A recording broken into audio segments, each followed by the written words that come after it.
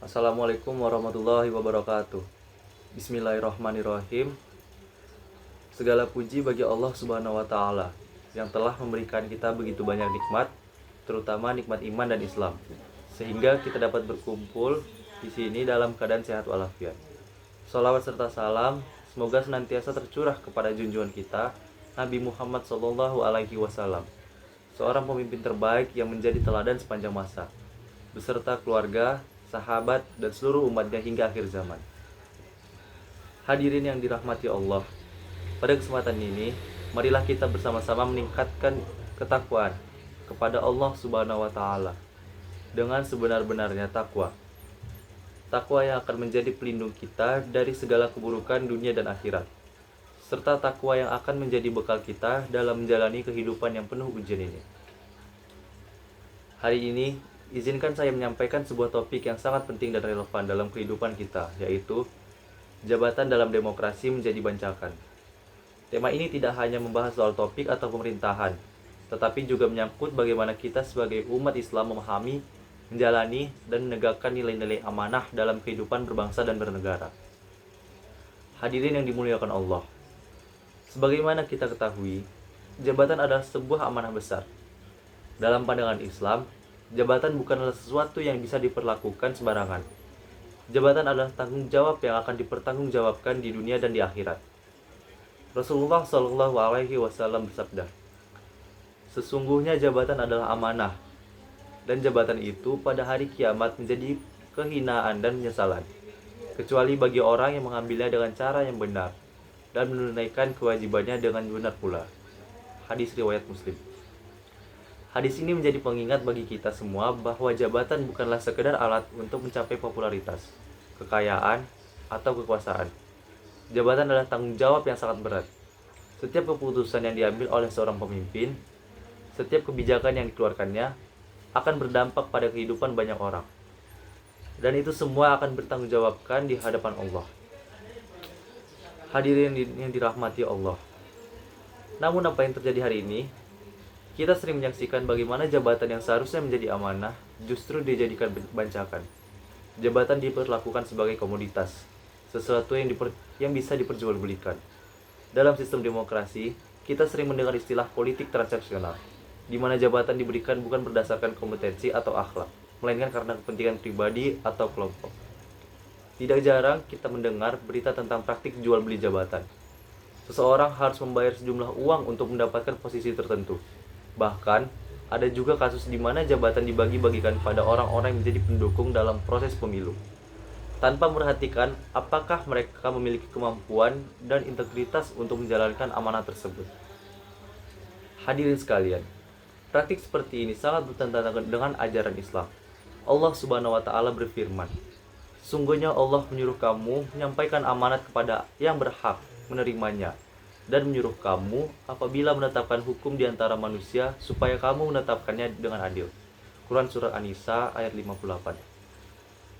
Ayat ini menegaskan bahwa jabatan adalah amanah yang harus diberikan kepada orang yang benar-benar berhak dan mampu menjalankannya, bukan kepada orang yang memiliki uang atau koneksi. Rasulullah SAW juga bersabda, "Barang siapa yang mengangkat seseorang untuk suatu jabatan karena nepotisme, padahal ada orang lain yang lebih layak, maka ia telah berkhianat pada Allah, Rasulnya, dan kaum mukminin." Hadis riwayat Al-Hakim. Hadirin yang dirahmati Allah, ketika jabatan menjadi bancakan, dampaknya sangat buruk. Berikut ini beberapa dampak buruk yang sering terjadi. Yang pertama adalah hilangnya keadilan. Jabatan yang dipegang oleh orang yang tidak kompeten hanya akan menghasilkan ketidakadilan. Kebijakan yang diambil seringkali tidak berpihak kepada rakyat kecil, melainkan hanya menguntungkan segelintir orang yang memiliki kekuasaan dan uang. Yang kedua adalah meningkatnya korupsi. Orang yang memperoleh jabatan dengan cara yang tidak halal cenderung menggunakan jabatannya untuk memperkaya diri atau mengembalikan modal yang telah mereka keluarkan. Hal ini menyebabkan praktik korupsi yang merajalela, yang pada akhirnya merugikan negara dan masyarakat. Yang ketiga, hancurnya kepercayaan publik. Ketika rakyat melihat bahwa jabatan hanya menjadi alat bagi kekuasaan, mereka akan kehilangan kepercayaan terhadap pemerintah dan sistem yang ada. Akibatnya, masyarakat menjadi apatis dan enggan berpartisipasi dalam pembangunan. Hadirin yang berbahagia, dalam kondisi seperti ini, apa yang bisa kita lakukan sebagai umat Islam? Ada beberapa langkah yang bisa kita ambil untuk memperbaiki keadaan. Yang pertama adalah memilih pemimpin yang amanah. Sebagai rakyat, kita memiliki tanggung jawab yang besar untuk memilih pemimpin yang amanah, kompeten, dan takut kepada Allah. Jangan sampai kita memilih pemimpin hanya karena uang atau janji-janji kosong. Rasulullah Shallallahu Alaihi Wasallam bersabda, apabila suatu perkara diserahkan kepada orang yang bukan ahlinya, maka tunggulah kehancurannya. Hadis riwayat Bukhari. Yang kedua adalah menjadi masyarakat yang aktif dan peduli. Sebagai rakyat, kita harus berani mengawasi dan mengingatkan para pemimpin kita. Amar ma'ruf nahi munkar adalah kewajiban setiap muslim, termasuk dalam urusan pemerintahan. Jangan ragu untuk menyampaikan kritik yang membangun demi kebaikan bersama. Yang ketiga adalah mendidik generasi yang berintegrasi. Jika kita ingin menciptakan pemimpin yang amanah di masa depan, maka kita harus mendidik anak-anak kita sejak dini. Tanamkan nilai-nilai kejujuran, tanggung jawab, dan kepedulian pada mereka. Yang keempat adalah berdoa kepada Allah. Akhirnya, jangan lupa untuk selalu berdoa kepada Allah agar Dia memberikan kita pemimpin-pemimpin yang aman dan adil.